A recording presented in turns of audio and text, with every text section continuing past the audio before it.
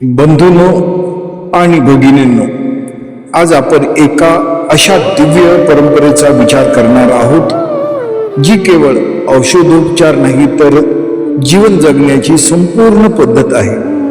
ती म्हणजे आयुर्वेद. आयुर्वेद हा फक्त रोग बरा करण्याचा मार्ग नाही, तर कसे जगावे, कसे विचार करावे आणि कसे संतुलित राहावे हे याचे हे शास्त्र आहे.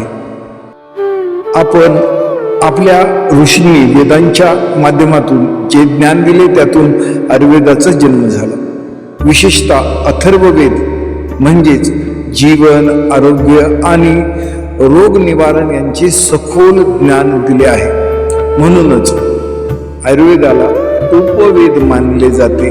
म्हणजेच आयुर्वेद हा दैवी ज्ञानाचा प्रवाह आहे. तो केवळ विज्ञान नाही तर साधना आहे. पूर्वीच्या काळी आत्रेय, अग्निवेश आणि धन्वंतरी यासारख्या महान वैद्यांनी या शास्त्राला उंचीवर नेले. त्या काळात शरीर आणि मन यांचा समतोल राखणे, निसर्गाशी एकरूप होणे हेच खरे आरोग्य मानले जात होते. आज आपण पाहतो औषधे वाढली, रुग्णालये वाढली, पण मनशांती कमी झाली.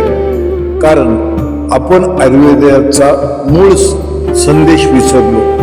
रोग होऊच नये यासाठी जगणे. आयुर्वेद सांगते दिनचर्या, ऋतुचर्या, योग्य आहार, नियमित संयमित विचार हेच खरे औषध आहे. मित्रांनो, एक काळ असा होता की भारतात वैदिक शास्त्राची परिषद भरत असत. परदेशातील लोक येथे येऊन ज्ञान घेत असत. पण नंतर आपणच आपल्या ज्ञानापासून दूर गेलो. आज पुन्हा एकदा गरज आहे आपल्या परंपरेशी जोडण्याची. आयुर्वेद आपल्याला सांगतो, शरीर हे मंदिर आहे आणि आत्मा त्यातला देव. म्हणून या मंदिराची काळजी घेणे हीच खरी साधना आहे. चला आपण संकल्प करूया, निसर्गाशी मैत्री करू, साधे संतुलित जीवन जगू आणि आयुर्वेदाच्या मार्गाने आरोग्य, आनंद आणि शांतता प्राप्त करू.